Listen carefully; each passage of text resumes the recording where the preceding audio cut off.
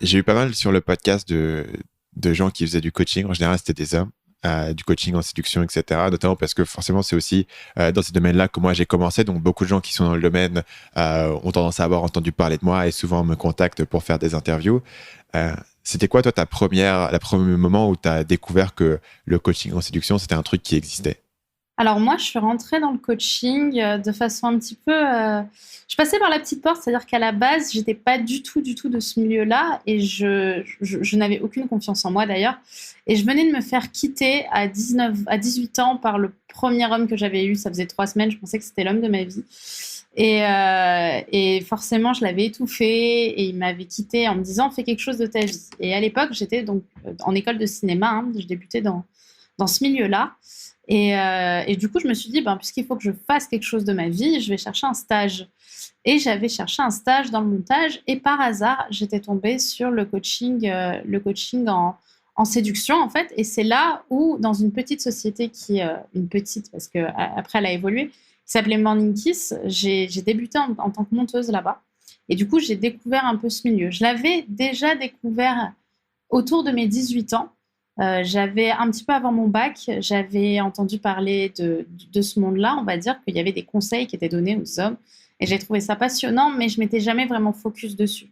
J'avais juste débuté, on va dire, de façon à lire un ou deux articles parce que je trouvais ça intéressant. Mais c'est vraiment, vraiment, vraiment quand j'ai fait ce stage que là, je commençais à monter des conseils, enfin, à travailler des conseils, etc. Où là, je me suis dit, waouh, en fait, c'est un monde qui existe. Il y a des gens qui sont à la recherche de ça. Il y a des gens qui sont intéressés par ça. Et moi, j'ai la chance, entre guillemets, d'avoir accès à ce contenu gratuitement, vu que j'étais stagiaire et j'ai trouvé ça génial, quoi. Et c'était quoi l'étape suivante une fois que tu es stagiaire? Comment est-ce que tu passes de l'autre côté de la caméra ou comment est-ce que tu commences toi-même à t'impliquer dans ce domaine, sur le coaching, sur les conseils? Alors, en fait, j'ai une phrase qu'on m'a dite à ce moment-là qui m'a changé ma vie. C'est Brenda, la confiance en soi ça s'apprend. Et quand on m'a dit ça, j'ai eu un tilt dans ma tête, ça a comme reset.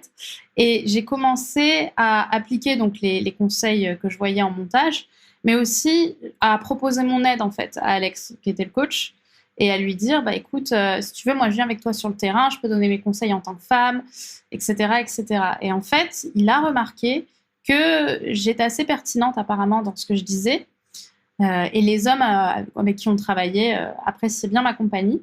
Donc ça, plus le fait de me former en fait un petit peu malgré moi, a fait que je me suis transformée moi-même, parce que à 18 ans, j'ai perdu 17 kilos en 6 mois, notamment parce que j'ai découvert le développement personnel et toutes ces choses-là. Et en même temps, bah, au fur et à mesure, j'ai demandé à faire mes preuves. J'ai demandé à Alex, est-ce que je peux travailler pour toi? Est-ce que je peux faire ça? Si tu ne veux pas t'en occuper, moi je m'en occupe.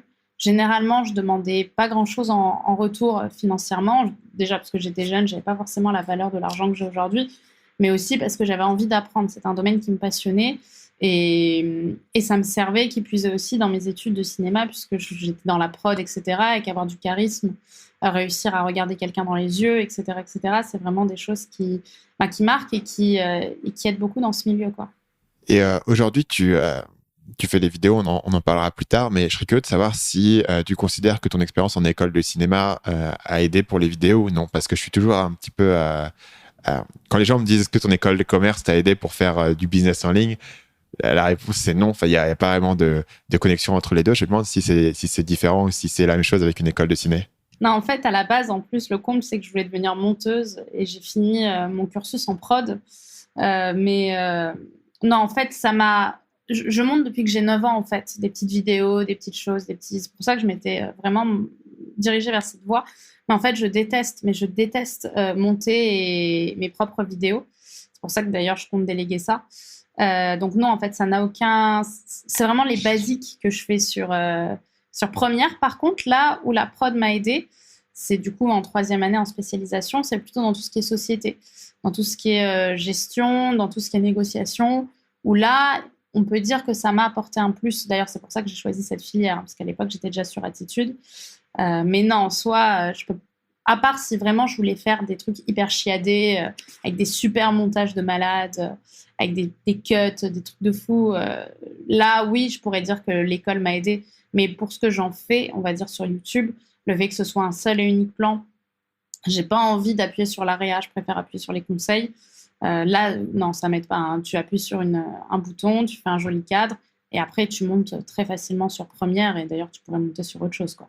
Salut, c'est Stan, j'espère que vous avez apprécié cet extrait du podcast Marketing Mania. Bien sûr, vous pouvez retrouver l'ensemble des épisodes du podcast, y compris les instructions sur comment vous abonner sur l'application Apple Podcast ou sur votre téléphone Android en vous rendant sur mon site à l'adresse marketingmania.fr/podcast. Je vous ai mis le lien dans la description de cette vidéo.